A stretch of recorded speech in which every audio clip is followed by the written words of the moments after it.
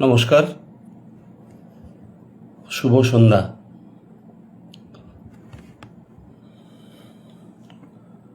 গত 23 এপ্রিল রাজ্য বিধানসভার সাধারণ নির্বাচনের প্রথম দফার নির্বাচন সুষ্ঠু শান্তিপূর্ণভাবে সমাপ্ত হয়েছে। জাতীয় নির্বাচন কমিশনকে আন্তরিক ধন্যবাদ জানাই এই অবাধ শান্তিপূর্ণ নির্বাচন সংগঠিত করার জন্য। আমি ধন্যবাদ জানাবো এই 152টি বিধানসভা কেন্দ্রে যারা নির্বাচন কমিশনের দায়িত্বপ্রাপ্ত যারা ভোটকর্মী ছিলেন, যারা মেরুদণ্ড সোজা রেখে সততার সঙ্গে নিষ্ঠার সঙ্গে তাদের দায়িত্ব কর্তব্য নির্বাহন করেছেন। আমি ধন্যবাদ জানাবো 152টি বিধানসভা কেন্দ্রের সেই সব গণতন্ত্রপ্রিয় মানুষ যারা শাসকের রক্তচক্ষুকে উপেক্ষা করে এই স্বৈরাচারী ভণ্ড মিথ্যাবাদী অপদার্থ অকর্মণ্য রাজ্য সরকারের বিরুদ্ধে নিজের ভোটাধিকার প্রয়োগ করেছেন। আমি ধন্যবাদ জানাবো কেন্দ্রীয় বাহিনীর সেই সব ভারত মাতার বীর সৈনিকদের যারা নিজের প্রাণ বাজি রেখে সাধারণ মানুষকে ভোটাধিকার প্রয়োগ করার সুযোগ করে দিয়েছেন। সবাইকে ধন্যবাদ। যারা কিছুদিন ধরে আমার নির্বাচনী প্রচারের সঙ্গে ছিলেন, আমার যারা বক্তব্য শুনেছেন নিজের সময় বার করে, তারা নিশ্চয়ই জানেন এই কথাগুলো আমি বারবার করে বলছিলাম যে এই যে নির্বাচন, এই নির্বাচনটি কোনো সাধারণ নির্বাচন নয়। এই নির্বাচন একটি ঐতিহাসিক বিধানসভা নির্বাচন এবং এই নির্বাচন মমতা ভার্সেস জনতা। একদিকে মাননীয় মুখ্যমন্ত্রীর মা মাটি মানুষের সরকারের মিথ্যা প্রতিশ্রুতি, ভণ্ডামি, ধর্মের নামে রাজ্যের মানুষকে বিভাজিত করা, শাসকের রক্তচক্ষু, গুন্ডামি, সিন্ডিকেট, দুর্নীতি, মা বোনেদের নিরাপত্তাহীনতা, কর্মসংস্থানহীনতা, শিল্পহীনতা, আর অপরদিকে পশ্চিমবঙ্গের জনগণ। এবং এই লড়াই যারা দিয়েছেন তাদেরকে আমি কুর্নিশ জানাই। তারা বুঝতে পেরেছিলেন যে মমতা বন্দ্যোপাধ্যায়ের যে অপশাসন, সে অপশাসন থেকে পশ্চিমবঙ্গকে মুক্ত করতে হবে, পশ্চিমবঙ্গে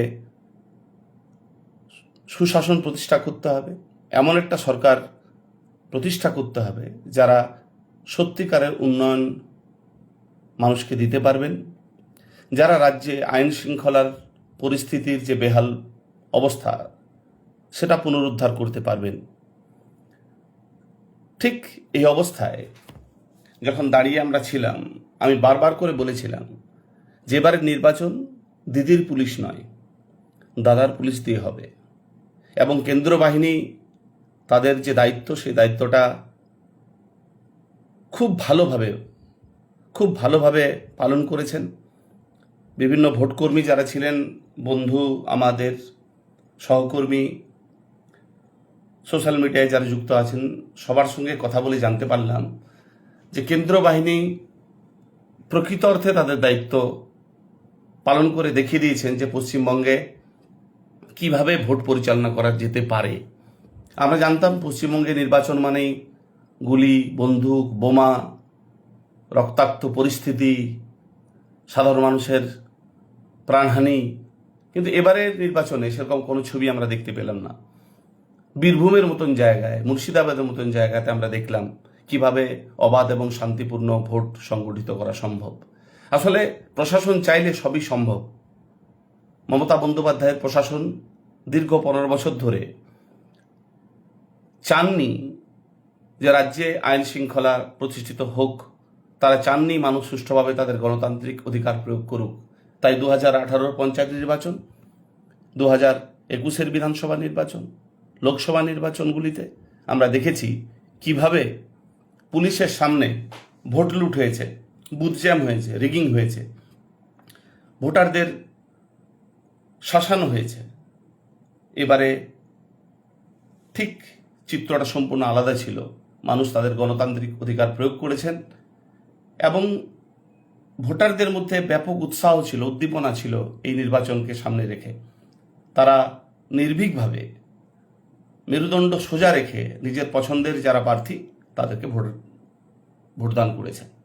আমরা ভীষণ খুশি হয়েছি এবং আমাদের কাছে যা খবর, সেই খবর হচ্ছে মানুষ এবারে মোদিজির ডবল ইঞ্জিন সরকারের পক্ষে রায় দিয়েছেন। 152টি বিধানসভা কেন্দ্রে ভোট সংগঠিত হলো, সব জায়গার আমরা খবর পাচ্ছি যে সবাই একত্রিতভাবে ভোট করেছেন এই সরকারের বিরুদ্ধে। মানুষ প্রার্থী দেখেননি, পদ্মফুলকে দেখেছেন, মানুষ নরেন্দ্র মোদীকে দেখেছেন। আমরা দেখেছি মাননীয় প্রধানমন্ত্রীর সভায় উপচে পড়া ভিড়, মানুষের উৎসাহ, উদ্দীপনা, প্রধানমন্ত্রীর প্রতি মানুষের ভালোবাসা, বিশ্বাস, সেই বিশ্বাসের প্রতিফলন ঘটেছে প্রত্যেকটি সভায়। এবং সভাগুলিতে যেমন ভিড় ছিল ঠিক তেমনিভাবে ভোট কেন্দ্র আমরা দেখেছি ভারতীয় জনতা পার্টির পক্ষে রায় দিয়েছেন বাংলার সাধারণ মানুষ। এখন মাননীয় মুখ্যমন্ত্রী মমতা বন্দ্যোপাধ্যায় বিভিন্ন রকমের কথাবার্তা বলছেন, তার আদরের ভাইপো বিভিন্ন রকমের কথা বলছেন। তার আদরের ভাইপো বলছেন যে 152টি যে বিধানসভা কেন্দ্রে ভোট হয়েছে তাতেই নাকি তৃণমূল কংগ্রেসের সেঞ্চুরি পার হয়ে গেছে। আপনারা জানেন যে এগুলো ফার্স্ট্রেশন থেকে বলছেন, এইসব যে কথাগুলো এগুলো হতাশার থেকে তিনি বলছেন। তিনি হার স্বীকার করছেন না এজন্যই কারণ এখনও 142টি বিধানসভা কেন্দ্রে 29 তারিখে ভোট গ্রহণ বাকি আছে। তাই যাতে কোনোভাবেই তৃণমূল কংগ্রেসের কর্মীদের মনোবল না ভেঙে যায় সেজন্য তিনি প্রয়াস করছেন, চেষ্টা করছেন। তিনিও জানেন যে এই নির্বাচন তৃণমূল কংগ্রেসের বিসর্জন হতে চলেছে বাংলা থেকে।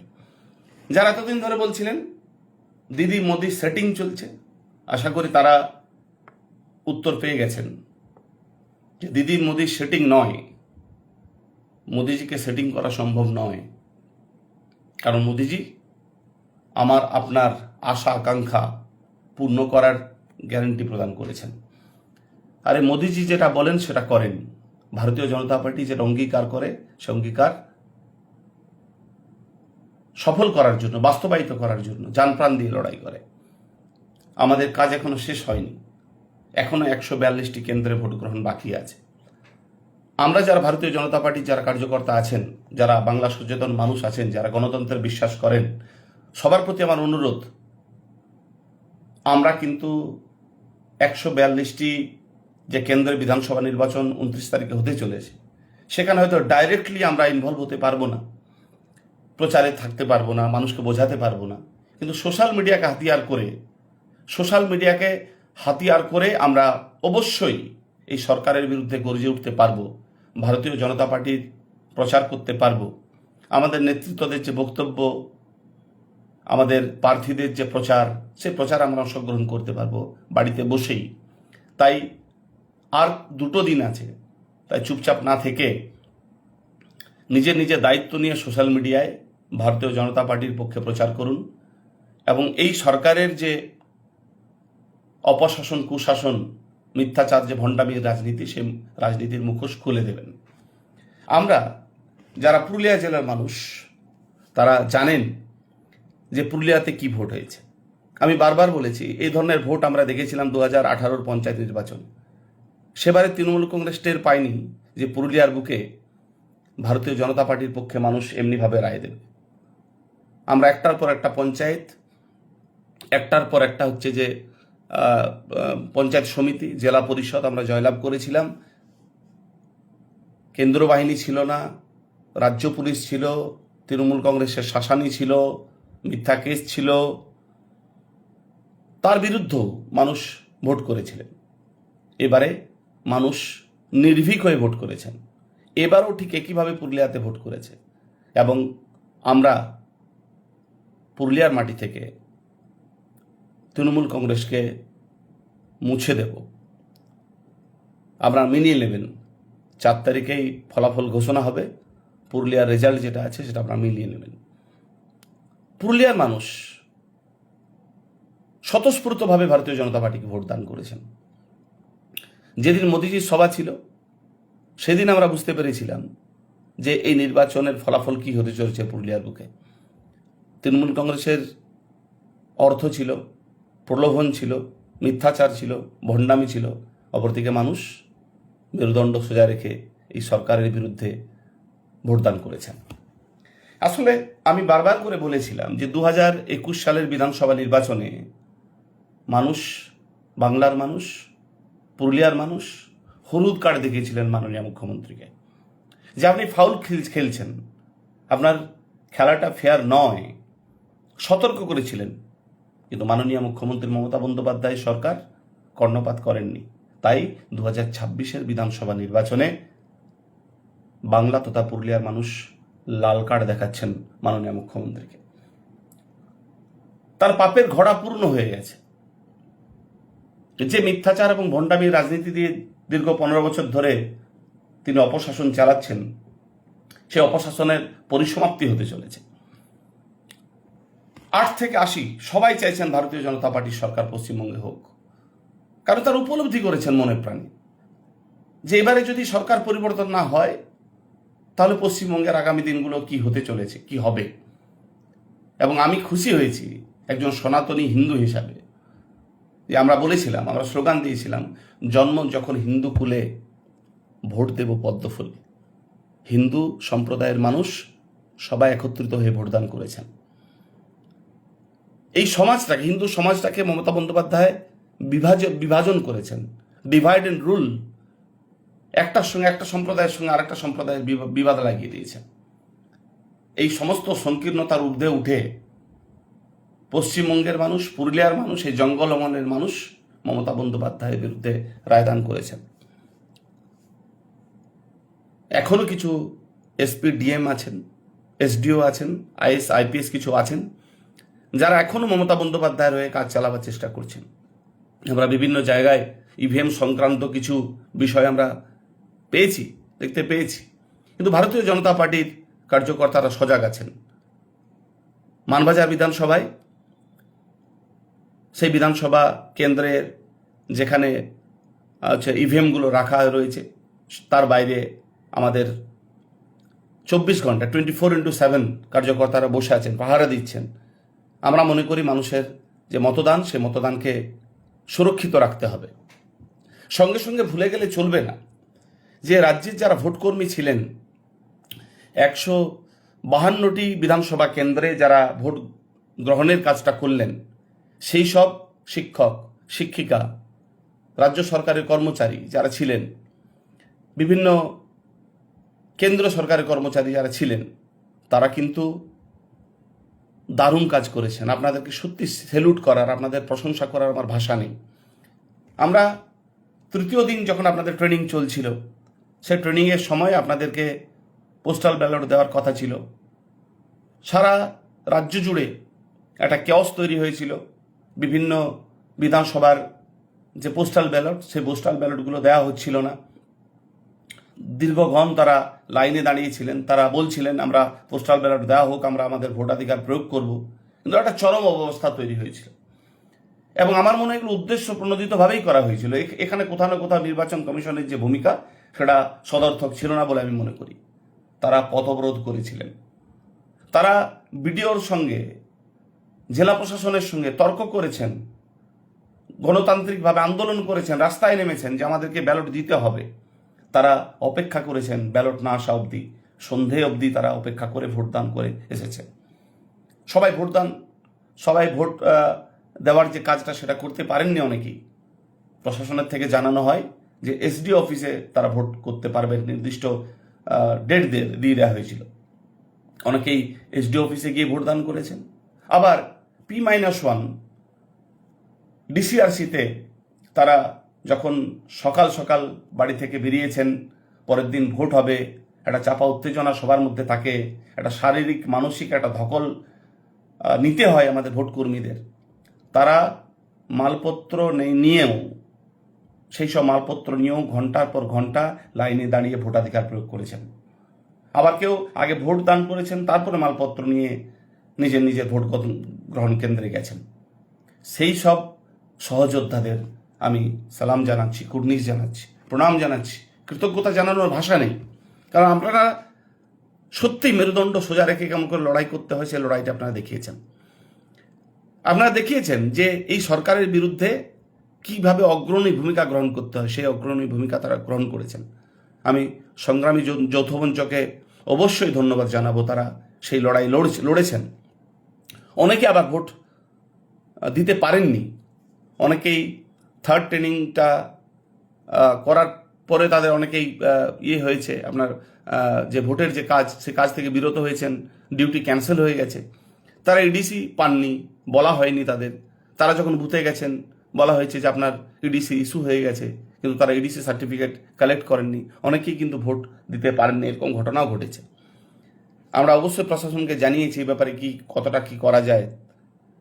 অ্যাকচুয়ালি মমতা বন্দ্যোপাধ্যায় বিভিন্নভাবে চেষ্টা করেছিলেন এই সরকারি কর্মচারীদের, শিক্ষকদের, শিক্ষিকাদের যে ভোট, সে ভোটটা কীভাবে আটকানো যায়। আটকাতে পারেননি, কিছু কিছু জায়গায় কিছু ঘটনা ঘটেছে, কিন্তু তারা লাইনে দাঁড়িয়ে এই সরকারের বিরুদ্ধে ভোটদান করেছেন। যারা আমার লাইভটা দেখছেন, আমি অনেককেই দেখছি, তাদেরকে অনুরোধ করবো একটু লাইভটা শেয়ার করার জন্য, যাতে আমার কথাগুলো আপনাদের মাধ্যমে অন্যান্য বন্ধুদের কাছে পৌঁছায়। তো আমি যেটা বলছিলাম সেটা হচ্ছে যে মাননীয় মুখ্যমন্ত্রী মমতা বন্দ্যোপাধ্যায়ের যে বডি ল্যাঙ্গুয়েজ, তার যে মুখের ভাষা, সেই মুখের ভাষা এবং বডি ল্যাঙ্গুয়েজ দেখেই প্রমাণ হচ্ছে যে তিনি ভিতরে কতটা আতঙ্কিত হয়েছেন। তিনি বুঝতে পেরেছেন যে এই বিধানসভা নির্বাচন তার শেষ বিধানসভা নির্বাচন। আমাদের মাননীয় বিরোধী দলনেতা যেটা বলেছেন, তাকে প্রাক্তন মুখ্যমন্ত্রী করবেন, সেটা মানে সেটা বাস্তবের পথে বাস্তবায়ন হচ্ছে। সেই তার যে উক্তি, তার বাস্তবায়ন হচ্ছে। ধীরে ধীরে মাননীয় মুখ্যমন্ত্রীর হার নিশ্চিত হচ্ছে। এবং তিনি যে কথাগুলো বলছেন, মাননীয় মুখ্যমন্ত্রী যে ধরনের কথা বলছেন, সেই কথাটা একজন চিফ মিনিস্টারের চেয়ারে বসে, মুখ্যমন্ত্রীর চেয়ারে বসে, পশ্চিমবঙ্গের মতন একটা রাজ্য, যার একটা কৃষ্টি সংস্কৃতি রয়েছে, একটা রাজনৈতিক সৌজন্যতা রয়েছে, সেই রাজ্যের মাননীয় মুখ্যমন্ত্রী যে ভাষায় কথা বলছেন, তার যে বডি ল্যাঙ্গুয়েজ, এটা শুধুমাত্র মুখ্যমন্ত্রীর চেয়ারকে অপমান করছে বলে আমার মনে হয় না, পশ্চিমবঙ্গের প্রত্যেকটি মানুষকে অপমান করেছেন। তার মুখের ভাষা আপনারা জানেন, সেগুলো আমি বলতে পারবো না। একজন শিক্ষিত মানুষ, একজন শিক্ষক হয়ে সেগুলো বলা সম্ভব নয়। তিনি যে ধরনের কথা বলছেন, আরে প্রধানমন্ত্রী এসেছেন, তার ভোট প্রচার এসেছেন, তিনি কোথায় ঝালমুড়ি খাবেন, কোথায় দাঁড়িয়ে ছবি তুলবেন, তিনি হুগলি নদীতে ছবি তুলবেন না, পাতক ভ্রমণে যাবেন না, মানুষের সঙ্গে জনসংযোগ করবেন, সে অধিকার তার আছে, সেই সাংবিধানিক অধিকার তার আছে। আরে যে ছেলেটির দোকানে দাঁড়িয়ে তিনি ঝালমুড়ি খেয়েছিলেন, সেই ছেলেটির সম্বন্ধে বিভিন্ন কুৎসা রটানো হচ্ছে। সেই ছেলেটি নাকি কোনোটা কেন্দ্রীয় বাহিনীর জওয়ান বলে দেওয়া হলো। কেউ বলছেন তৃণমূল কংগ্রেসের, আগের থেকে ক্যামেরা ফ্যামেরা সব ফিট করা ছিল। আরে মাননীয় মমতা বন্দ্যোপাধ্যায়, আপনিও করুন না ক্যামেরা ফিট করে, অনেক কিছু করুন। প্রধানমন্ত্রী ঝালমুড়ি খেয়েছেন, আপনি দাঁড়িয়ে কোথাও ফুচকা খান, অসুবিধা কোথায়? আরও কিছু করুন। তিনি হুগলি নদীতে মানে গঙ্গাবক্ষে তিনি বিহার করছেন, নৌকা বিহার করছেন, মানুষের সঙ্গে জনসংযোগ করছেন, সেখানে আপনি কথা বলছেন এটা আমার গঙ্গা, দিল্লির যমুনা। আরে ভারতবর্ষ একটা দেশ, এই দেশের যে কোনো প্রান্তে যাওয়ার অধিকার সমস্ত মানুষের আছে। গঙ্গা মমতা বন্দ্যোপাধ্যায়ের হতে পারে না, গঙ্গা সমস্ত ভারতবাসীর। মানে কি ধরনের কথাবার্তা বলছেন সত্যি, মানে আমরা কোন রাজ্যে বাস করছি বলুন তো?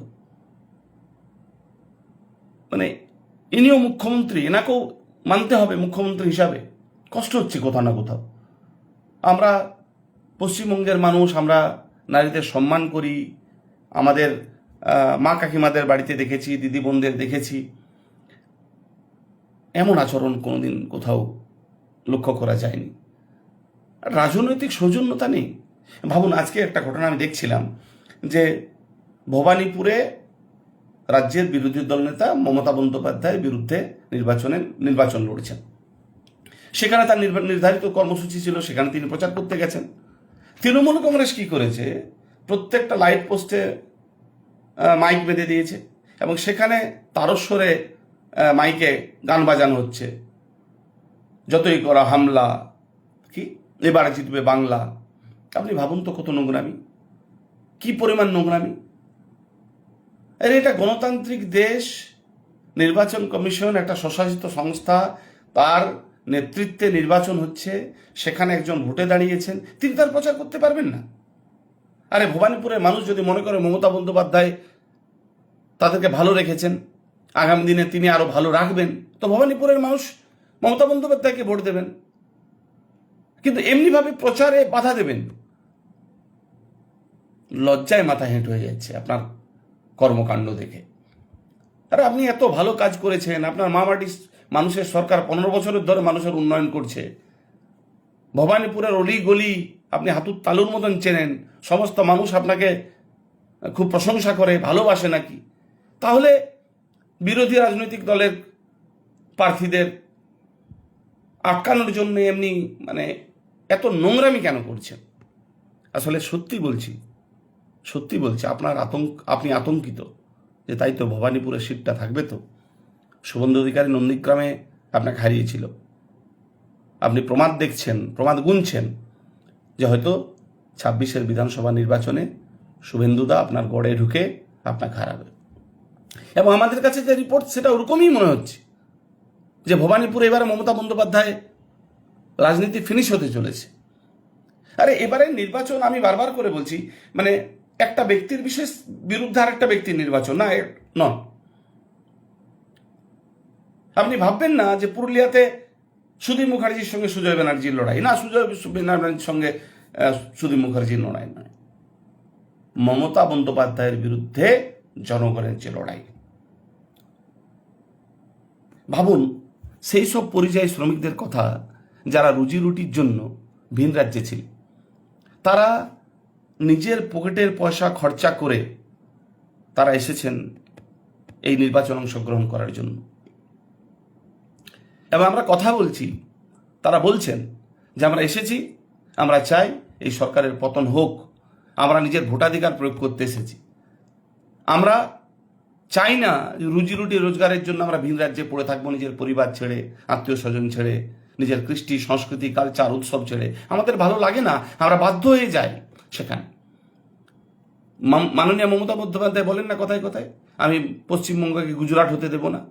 সেই সব পরিযায়ী শ্রমিকরা জানেন যে পশ্চিমবঙ্গকে আগামী দিনে গুজরাট বানাতে হবে, যাতে করে তারা আর ভিন রাজ্যে না কর্মসংস্থানের জন্য ছুটে যান।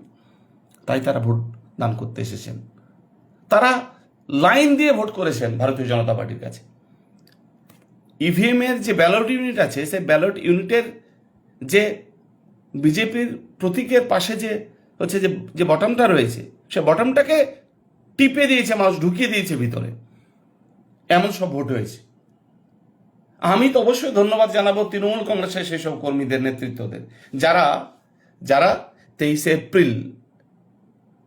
এপ্রিল তৃণমূলের খেয়ে, তৃণমূলের নেতা নেত্রীদের সঙ্গে ঘুরেও ভারতীয় জনতা পার্টির পক্ষে ভোট করেছেন।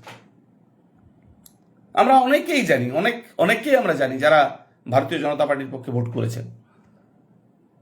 তারা বুঝতে পেরেছেন যে তাদেরও সন্তান আছে বাড়িতে, তারাও এই পশ্চিমবঙ্গের বাসিন্দা, তারাও থাকতে চান এখানে মাথা উঁচু করে।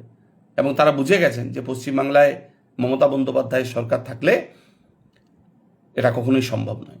আমি অনেক সংখ্যালঘু ভাই বোনদের দেখলাম যারা এই নির্বাচনের, প্রথম দফার নির্বাচনে যারা ভারতীয় জনতা পার্টির পক্ষে ভোট করেছেন। আসলে মমতা বন্দ্যোপাধ্যায়ের যে মিথ্যাচারের রাজনীতি, আমি বারবার করে বলি, মমতা বন্দ্যোপাধ্যায়ের মিথ্যাচারের রাজনীতি সেটা হচ্ছে যে বিজেপি পশ্চিমবঙ্গে ক্ষমতায় এলে সমস্ত সংখ্যালঘু মানুষকে নাকি তাড়িয়ে দেওয়া হবে, পাকিস্তান পাঠিয়ে দেওয়া হবে, এরকম একটা জুজু দেখিয়ে রেখেছেন।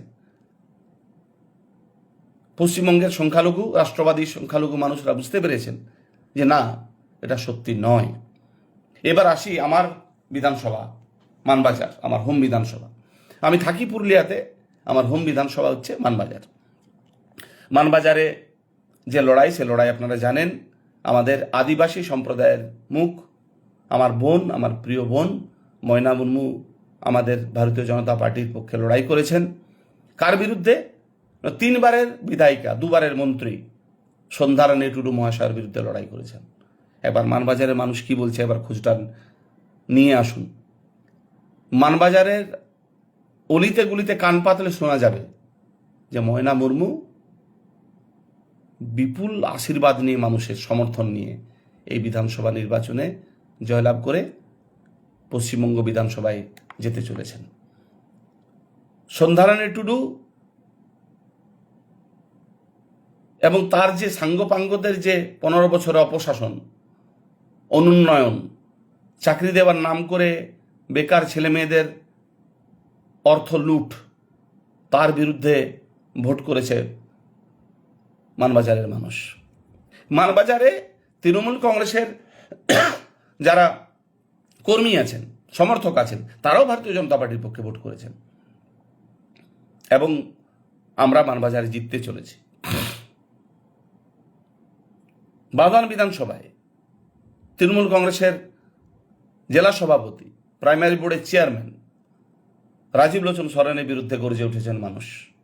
সেখানেও আমরা জিততে চলেছি। লবসেন বাসকে জিততে চলেছে বাগদান বিধানসভায়। তার কারণ এদের আমলে দীর্ঘ 15 বছর ধরে সাধারণ মানুষের কিছু উন্নয়ন হয়নি, কোনো উন্নয়ন হয়নি। যেটা হয়েছে তাদের ব্যক্তিগত উন্নয়ন হয়েছে, কোটি কোটি টাকার ব্যাংক ব্যালেন্স হয়েছে, বাড়ি হয়েছে, ফ্ল্যাট হয়েছে, গাড়ি হয়েছে, বাস হয়েছে, নিজের বিভিন্ন ব্যক্তিগত ব্যবসার প্রসার ঘটেছে। আর কিচ্ছু হয়নি সাধারণ মানুষের। কেন্দ্রীয় প্রকল্প থেকে সাধারণ মানুষদের বঞ্চিত করেছেন এরা। চাকরি দেওয়ার নাম করে ট্রান্সফার করার জন্য লক্ষ লক্ষ টাকা সাধারণ মানুষের কাছে ঘুষ নিয়েছেন। কর্মরত শিক্ষক শিক্ষিকাদের কাছে পয়সা নিয়েছেন। এ সব কিছুর বিরুদ্ধে মানুষ গর্জে উঠেছে। 4 মে এ সব কিছুর হিসাব হবে। প্রধানমন্ত্রী বলেছেন যারা দুর্নীতি করেছেন তারা কেউ রেহাই পাবে না, সবার হিসাব হবে। আমরা আশ্বস্ত করছি ভারতীয় জনতা পার্টির পক্ষ থেকে যে যারা দুর্নীতি করেছেন, যারা মানুষকে ঠকিয়েছেন, যারা ভারতীয় জনতা পার্টির কার্যকর্তাদের উপর অত্যাচার করেছেন, তাদের কেউ রেহাই পাবে না। তাদের জনতার আদালতে বিচার হবে।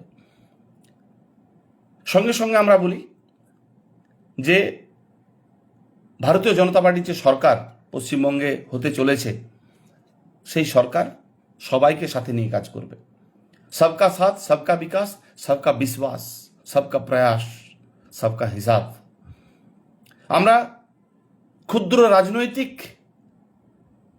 যে মতাদর্শ, সেই ক্ষুদ্র রাজনৈতিক মতাদর্শের দ্বারা বিভাজিত নই।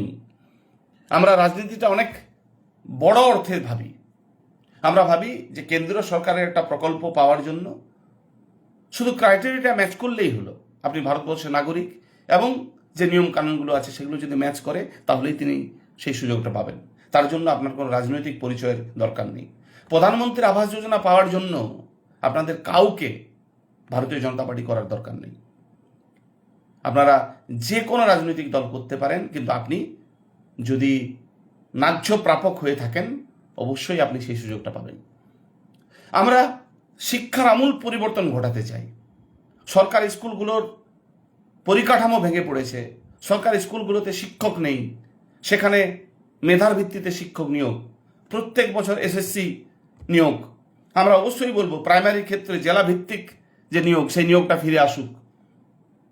আমরা চাইব যে স্কুলে শুধু ব্যাগ, জুতো, ছাতা এগুলো নয়, যেটা দরকার সেগুলো হচ্ছে শিক্ষা দরকার। প্রকৃত অর্থে তাদেরকে শিক্ষিত করা, তাদেরকে পশ্চিমবঙ্গের অন্যান্য রাজ্যের ছেলে মেয়েদের সঙ্গে সামনের সারিতে দাঁড় করান। আপনারা দেখলেন মাননীয় মুখ্যমন্ত্রী যখন যাদবপুর নিয়ে বলছিলেন যে যাদবপুরের যে গরিমা, সেই গরিমাটা নষ্ট হয়েছে বর্তমান সময়ে। সেখানে দেশবিরোধী স্লোগান কিভাবে দেওয়া হয়, এই কথা যখন বলেছেন অনেকের কষ্ট হয়েছে, কিন্তু সত্যিটা আপনাকে অ্যাকসেপ্ট করতে হবে, সত্যিটা আপনাকে মানতে হবে যে যাদবপুরের যে পরিস্থিতি, সেই পরিস্থিতি যে যাদবপুরের গৌরব ছিল সেই গৌরবের সঙ্গে একসাথে যায় না, মানায় না। সেই যাদবপুরের মতন অন্যান্য যে ইউনিভার্সিটিগুলো আছে, উচ্চশিক্ষার যে কেন্দ্রগুলো আছে, সেগুলোর মান নির্ধারিত করতে হবে। আমাদের পুরুলিয়া জেলায় আমাদের স্বাদের বিশ্ববিদ্যালয়, সিধু কানু বিরসা বিশ্ববিদ্যালয়, সেখানেও আমরা বিভিন্ন অভিযোগ পেয়েছি। তো এই উচ্চশিক্ষার যে কেন্দ্রগুলো আছে সেগুলোর পুনরায় তাদেরকে ঢেলে সাজানো। স্বাস্থ্যের ক্ষেত্রে আয়ুষ্মান যে ভারতের যে কার্ড, সেই কার্ড প্রত্যেকটা গরিব মানুষের কাছে থাকা। হসপিটালগুলোতে পর্যাপ্ত পরিমাণে ডক্টর, নার্স, স্বাস্থ্যকর্মী, ওষুধ থাকবে।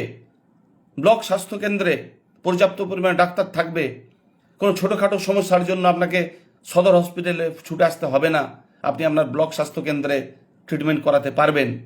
যারা চাষি ভাই আছে, সেই চাষিদের জন্য নতুন করে ভাবনা, বিকল্প কৃষির ভাবনা। আমাদের নেতৃত্ব ঘোষণা করেছেন যে আমরা ধান ক্রয় করব চাষিদের কাছ থেকে 3100 টাকা মূল্যে। আমরা তাদেরকে উন্নত মানের বীজ, সার প্রোভাইড করব, তাদেরকে নতুন কৃষিজ যন্ত্রপাতি, তাদেরকে আধুনিক কৃষি পদ্ধতির সঙ্গে তাদেরকে ইন্ট্রোডিউস করা, তাদেরকে জানানো, এই কাজগুলো আমরা করব। আমরা চাইব না বর্তমান সময়ে আলু চাষিদের যে পরিস্থিতি হয়েছে, আত্মহত্যার পথ বেছে নিতে হচ্ছে তাদের।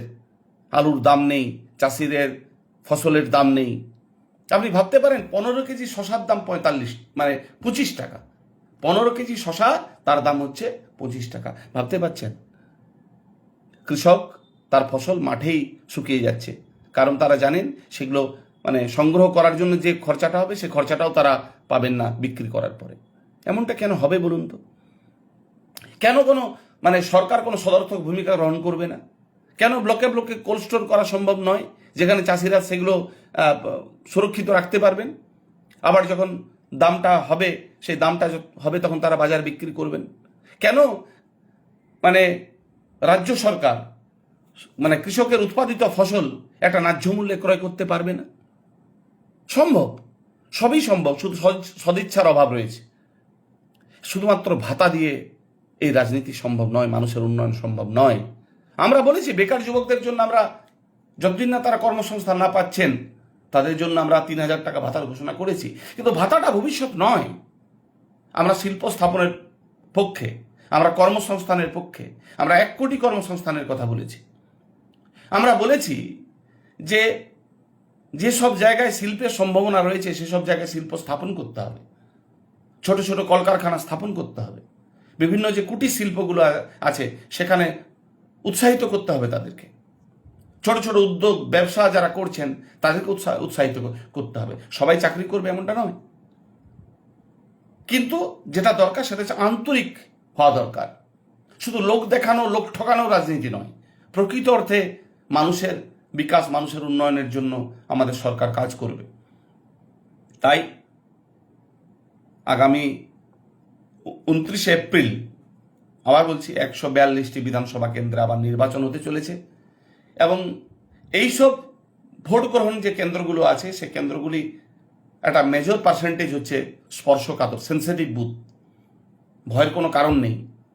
তৃণমূল কংগ্রেসের ছোট বড় মাঝারি কোনো মাপের নেতা গুন্ডারা বুথের ভেতরে, বুথের বাইরে কেউ কিচ্ছু করতে পারবে না। সেটা ট্রেলারটা দেখিয়ে দিয়েছি আমরা 23 এপ্রিল আমরা ট্রেলার দেখিয়েছি। পুরো পিকচারটা আপনারা 29 তারিখে দেখতে পাবেন। কোনো তৃণমূল কংগ্রেসের গুন্ডা মস্তানের পক্ষে ভোট লুট করা, বুথ জ্যাম করা সম্ভব নয়।